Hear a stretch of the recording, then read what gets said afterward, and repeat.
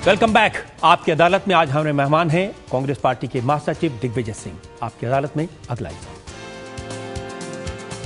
आपकी अदालत में कांग्रेस महासचिव दिग्विजय सिंह पर इल्जाम है कि ये अपनी पार्टी के लिए सिरदर्द बन गए हैं। आपने पूरी पार्टी को परेशान कर दिया ये कह करके कि अब हम लोग की एक्सपायरी डेट आ गई है, नई पीढ़ी को रास्ता देना चाहिए। अब रजत जी 65 साल की उम्र में एक्सपायरी डेट नहीं आएगी तो क्या एंट्री डेट आएगी? आप अपने बारे में कहें तो लोगों को शायद संतोष होगा, लेकिन बाकी किस किस का नंबर है उसमें? बात यह, कांग्रेस पार्टी ने हमेशा युवाओं को मौका दिया है। आज देश में नौजवानों का बाहुल्य है, बहुमत है, और नौजवान कैसे सोचता है, क्या उसका भविष्य है, क्या उसका सपना है, ये नौजवान लोग सोच पाएंगे कि हम 65 साल के लोग सोच पाएंगे? तो आप चाहते हैं कि राहुल गांधी जल्दी से जल्दी देश के प्रधानमंत्री बने? हम तो इतना जरूर कहना चाहता हूं मैं कि अपने जीवन काल में मैं राहुल जी को प्रधानमंत्री बना देख लूं, ये मेरी इच्छा है। लेकिन ये तो सही है कि उनके जन्मदिन पर आपने ये कहा था कि अब राहुल गांधी को प्रधानमंत्री बन जाना चाहिए, वक्त आ गया है। देखिए, फिर वो आप शब्दों का हेर फेर। मुझे मालूम नहीं, ये तो मैंने अखबार में पढ़ा है, अक्सर मैंने सुना नहीं आपकी बात। रजत जी, बात वही है। मैं आपसे निवेदन यही करूंगा कि अगली आप 12 जब मुझे इल्जाम लगाएं तो बाइट दिखा दिया करिए, तो उसमें आसानी हो जाती है। मैंने उनसे कहा था कि जब मुझसे पूछा गया, आप मुझसे पूछेंगे कि राहुल गांधी जी प्रधानमंत्री बन सकते हैं क्या, तो मैं यही कहूंगा कि हाँ, बन सकते हैं। उनमें अच्छे प्रधानमंत्री बनने की क्षमता है और उसके साथ उनमें राजनीतिक सूझबूझ है, इसलिए उनको प्रधानमंत्री हम लोग कहते हैं कि उनमें अच्छे प्रधानमंत्री बनने के सारे गुण हैं। जब आप राहुल गांधी के बारे में कुछ कहते हैं ना, तो उसका ज्यादा अर्थ लगाया जाता है, क्योंकि माना जाता है कि आप उनके मेंटर इन चीफ हैं। बिल्कुल, मेंटर इन चीफ में बिल्कुल नहीं हूं। उनको मेंटर इन चीफ की आवश्यकता भी नहीं है। उत्तर प्रदेश के प्रभारी होने के नाते, क्योंकि वहां की वो संसद है, इसलिए उनसे संपर्क मेरा रहता है। बाकी उनको कोई मेंटर इन चीफ या मेंटर या एडवाइजर की आवश्यकता नहीं है। लेकिन ये तो आप जानते हैं कि इंप्रेशन तो ये है कि अगर कोई राहुल गांधी के करीब है तो दिग्विजय सिंह है। ये आपकी बड़ी मेहरबानी अगर आपने इंप्रेशन सोचा है तो। नहीं, ये हर जगह इंप्रेशन आता है, क्योंकि कांग्रेस के लोग कहते हैं कि और किसकी हिम्मत होगी जो राहुल गांधी को कहेगा कि अब आप दूल्हा बन जाइए। देखिए, बात ये ऐसा है, आप भूल रहे हैं, पिछले साल प्रियंका जी ने ये बयान दिया था कि मैं अपने भाई को इस वर्ष दूल्हा बना देखना चाहती हूं। तो मैं समझता हूं कि ये बात से हम सभी सहमत हैं कि वे जल्दी सेहरा उनके बनेंगे। नहीं तो पहले क्या होगा, पहले प्रधानमंत्री बनेंगे कि पहले सेहरा होगा? ये तो कह नहीं सकते इसको।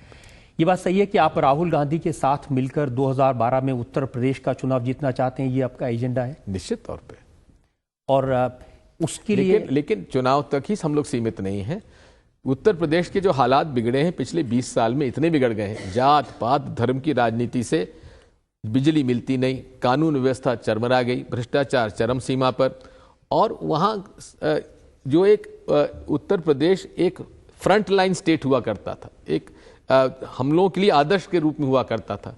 आज जो हालात आप देख रहे हैं, पिछले 12 दिन में 15-16 जगह पर रेप हुआ है, मर्डर हुआ है, कानून व्यवस्था, और उसमें बहुजन समाज पार्टी के लोग ही उसमें शामिल हैं। अभी आपने देखा, एक सांसद जी के बेटे, एक परिवार वहां से लौट रहा था, उसको रात को पेट्रोल पंप से उठा के लड़कियों को ले गए, उनके साथ सब कुछ किया। स्वास्थ्य विभाग के दफ्तर में अक्टूबर में एक सीएमओ की हत्या होती है, अप्रैल में उसी दफ्तर में दूसरे सीएमओ की हत्या होती है। उसके बाद 2 सीएमओ की हत्या के मामले में एक व्यक्ति को, डिप्टी सीएमओ को कहा जाता कि इन्होंने हत्या करवाई है, और उसकी 22 जून को जेल के अस्पताल में उस पर उसकी मृत पाया जाता है। उसके शरीर पर घाव हैं, गले में बेल्ट पहना हुआ है। उनकी पत्नी कहती है बेल्ट कभी वो बांधते नहीं थे। हालात उत्तर प्रदेश में जो हैं इतने चिंताजनक हैं कि समझ में नहीं आता है कि वहां क्या होगा। आप कह रहे हैं कि इतनी जो घटनाएं हुई हैं उसमें बहुजन समाज पार्टी के नेता शामिल हैं, लेकिन यह भी सच है कि बीएसपी के जिस भी नेता का नाम आया, चाहे वो मंत्री था, चाहे वो एमएलए था, चाहे वो पार्टी का बड़ा नेता था, उसको मायावती जी ने निकाल बाहर किया। निकाल बाहर करती, फिर वापिस उसको पद दे देती हैं। अभी हम आपसे निवेदन करते हैं, जिस उत्तर प्रदेश के हेल्थ विभाग के दफ्तर में 2 लोगों की हत्या हुई, उस पर उन्होंने दोनों मंत्रियों को निकाल दिया, कहा कि बड़ा गड़बड़ किया है लोगों ने, इसको निकाल दिया जाता है। लेकिन क्या गड़बड़ किया इसकी जानकारी भी जनता को मिलनी चाहिए। अगर भ्रष्टाचार उन्होंने किया है तो उनके खिलाफ मुकदमा कायम क्यों नहीं किया गया, उनको जेल क्यों नहीं भेजा गया। बात यही है, निकालना ही पूरी बात नहीं होती है, उनके खिलाफ कार्रवाई भी होना चाहिए। अब इस पूरे के पूरे केस में, लखनऊ के सीएमओ के दफ्तर के केस में बहुजन समाज पार्टी के एक सांसद, एक एमएलसी और एक एमएलए उसमें शामिल हैं और खुली बात इसकी चर्चा हो रही है। लेकिन ये तो केंद्र सरकार भी कर सकती है, सीबीआई की जांच कराए। सीबीआई की जांच जब तक स्टेट की सहमति नहीं होती हम लोग करा नहीं सकते, ये कानून है। क्योंकि एक बार मैंने आपका बयान देखा था, आपने कहा था मायावती जी ठीक रहे क्योंकि हमारे पास सीबीआई है। देखिए ऐसा नहीं है, देखिए आप, बात यह है कि उस समय चुनाव का माहौल था, वहां पे हमारे कार्यकर्ताओं को, कांग्रेस के कार्यकर्ताओं को उत्तर प्रदेश की पुलिस और थानेदार जो हैं वो उनको परेशान कर रहे थे, झूठे मुकदमे बना रहे थे, झूठे परेशान कर रहे थे। तो स्वाभाविक है कि वहां का मनोबल रखने के लिए हमें कुछ कहना पड़ता है, और उसमें मैंने कहा था।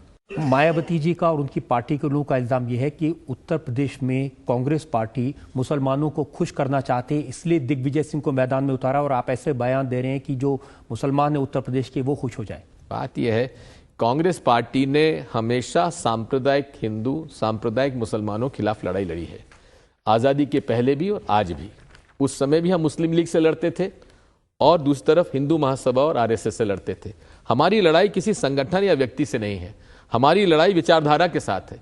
जो विचारधारा समाज को तोड़े, जो विचारधारा हिंदू मुसलमानों में झगड़ा कराए, हमारी लड़ाई उस विचारधारा के खिलाफ है।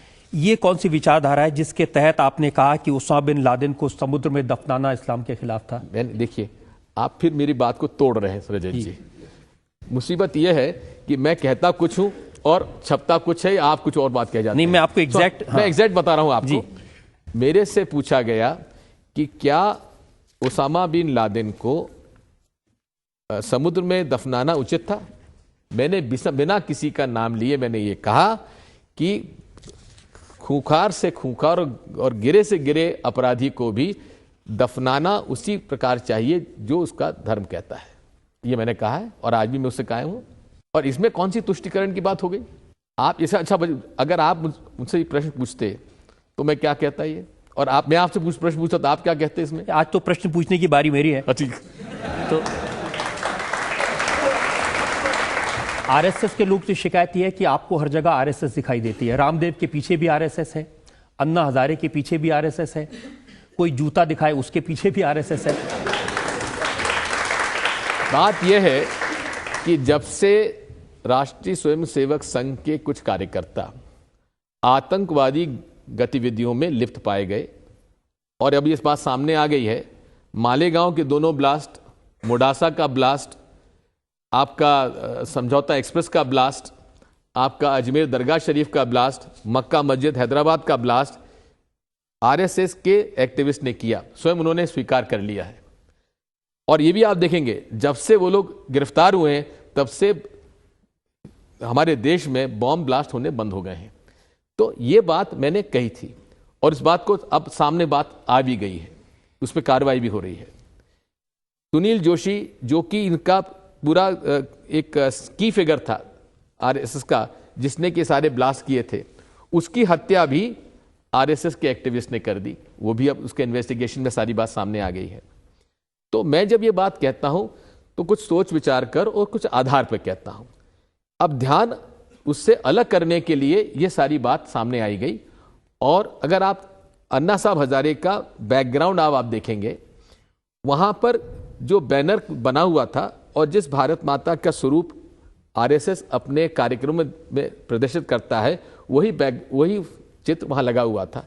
इसके बाद अन्ना साहब हजारे और बाबा रामदेव के आंदोलन को आरएसएस के पत्र गए हुए हैं, वो मेरे पास उसकी कॉपी है, जहां उन्होंने उनको समर्थन दिया है। तो ये बात सामने कहने में क्या दिक्कत है? अन्ना हजारे से ये पूछा था आपकी अदालत में पिछले हफ्ते। मैंने उनसे पूछा कि आप जहां बैठे थे पीछे जो भारत माता का चित्र लगा था वो ऐसा ही चित्र है जैसा आरएसएस वाले लगाते हैं। उन्होंने कहा कि मेरा आज तक किसी संगठन से, किसी पॉलिटिकल पार्टी से कोई संबंध नहीं रहा, इसको सब लोग अच्छी तरह जानते हैं। हाँ, तो मैंने वो कहा, लेकिन बैकग्राउंड में जो लगा था वो तो अपनी जगह सही था। हाँ, उन्होंने कहा कि ये चित्र कुछ भी लगाओ लेकिन मेरा किसी से कोई संबंध नहीं है। ठीक है, इसमें कॉन्ट्रडिक्शन बात नहीं है। तो उनको आप क्लीन चिट देते हैं? मैं तो अन्ना साहब हजारे की पहली भी इज्जत करता था, आज भी इज्जत करता हूं। और रामदेव की बिल्कुल नहीं करते। देखिए, बात यह है कि उनका जो कृत्य हुआ है बहुत कुछ सामने आ गया है और भी सामने आ जाएगा। हमने आपसे हर तरह के सवाल पूछे और मुझे खुशी है कि आपने बहुत सफाई से जवाब दिया। हम एक ब्रेक के रुकेंगे और ब्रेक के बाद सुनेंगे आपकी अदालत में आज के जज पुष्पेश पंत का फैसला आज के मुकदमे पर।